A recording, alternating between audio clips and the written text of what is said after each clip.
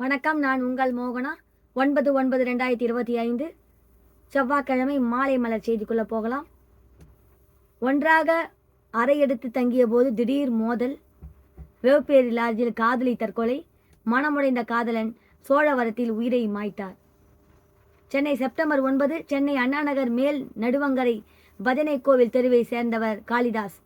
இவரது மகள் திரிஷா வயது 20. இளம்பெண்ணான இவரும் திருவள்ளூர் மாவட்டம் சோழவரம் அருகே உள்ள கிச்சலம் பகுதியை சேர்ந்த 22 வயது வாலிபரான ராபினும் கடந்த 4 ஆண்டுகளாக காதலித்து வந்துள்ளனர். இந்த நிலையில் இவர்கள் இருவரும் நேற்று காலையில் வேப்பேரி பகுதியில் உள்ள லாட்ஜில் அறை எடுத்து தங்கினார்கள். அப்போது அவர்களுக்கு இடையே வாய் தகராறு ஏற்பட்டுள்ளது. பின்னர் அது அறையில் வைத்தே மோதலாக வெடித்தது. இதைத் தொடர்ந்து லாட்ஜில் இருந்து காதலன் ராபின் கோபத்துடன் வெளியேறி உள்ளார். அப்போது அறையின் கதவை வெளிப்பக்கமாக பூட்டிவிட்டு சென்றுள்ளார். ஒன்றாக அறையில் தங்கிய காதலன் இப்படி தவிக்க விட்டு சென்று விட்டானே என்று எண்ணிய திரிஷா கடும் மன உளைச்சலுக்கு ஆளானார்.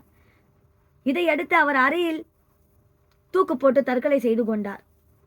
சிறிது நேரம் கழித்து லாட்ஜுக்கு வந்த ராபின் அறையின் கதவை திறந்து பார்த்ததும் கடும் அதிர்ச்சி அடைந்தார். இதனால் செய்வதறியாவது தவித்த ராபின் திரிஷாவின் தோழி ஒருவருக்கு போன் செய்து, நானும் திரிஷா வேப்பேரியில் உள்ள லாட்ஜில் அறை எடுத்து தங்கினோம். அவர் லாட்ஜில் தற்கொலை செய்து கொண்டார். லாட்ஜ் பெயர், அறை எண் ஆகியவற்றையும் தெரிவித்து உள்ளார்.